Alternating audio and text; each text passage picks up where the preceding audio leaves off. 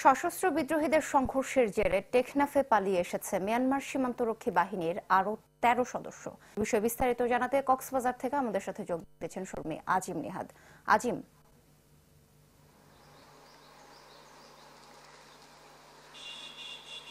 সোহেলি, গত কয়েকদিন ধরে টেকনাফ, উকিয়া এবং বিশেষ করে নাইখনছড়ির বিভিন্ন পয়েন্ট দিয়ে মিয়ানমারের যে সীমান্তরক্ষী বাহিনী তারা তাদের বিদ্রোহী গোষ্ঠী যারা আরাকান আর্মি বলা হচ্ছে তাদের সাথে পেরে না ওঠে অনেকেই কিন্তু দলে দলে বাংলাদেশে অনুপ্রবেশ করছে। সর্বশেষ গতকাল রাতে আমরা যে তথ্য পেয়েছি যে তার ১৩ জনের মতো তারা নাপ নদী অতিক্রম করে বাংলাদেশের যে কোস্টগার্ড রয়েছে তাদের কাছে আত্মসমর্পণ করে পরবর্তীতে সাথে সাথে তাদেরকে সেখান থেকে যে নাইখনছড়ি ১১ বিজিবি রয়েছে তাদের কাছে হস্তান্তর করা হয়। এই মুহূর্তে বিজিবির সদর দপ্তরের যে তথ্য সেখানে ২৭৪ জনকে তাদের বিজিবি হেফাজতে রাখা হয়েছে। এটি আসলে গত বেশ কিছুদিন ধরে তারা বিভিন্ন পয়েন্ট দিয়ে বাংলাদেশে আত্মসমর্পণ করে আশ্রয়ের জন্য ছুটে আসছেন, কিন্তু তাদেরকে আসলে কখন নাগাদ মিয়ানমারে ফেরত নিয়ে যাওয়া হবে সেই বিষয়টি এখনও নিশ্চিত করা হচ্ছে না, বিজিবির পক্ষ থেকেও জানানো হচ্ছে না এবং আমরা সরকারের বিভিন্ন অর্গানের সাথে যোগাযোগ করছি, তারা এই বিষয়টি সম্পর্কে কোনো ধরনের তথ্য দিতে পারছে না। তবে এবার যে বিষয়টি লক্ষ্য করা যাচ্ছে, গত সময়ে আমরা যেভাবে দেখেছিলাম যে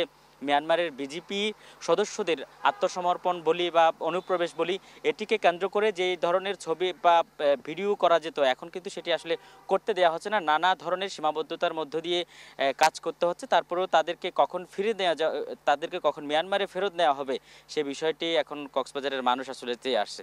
চলি ১, ২, ৩ ঢাকায় জমি জিতে নিন ১০০% ক্যাশব্যাক সহ ২০ কোটি টাকার পুরস্কার।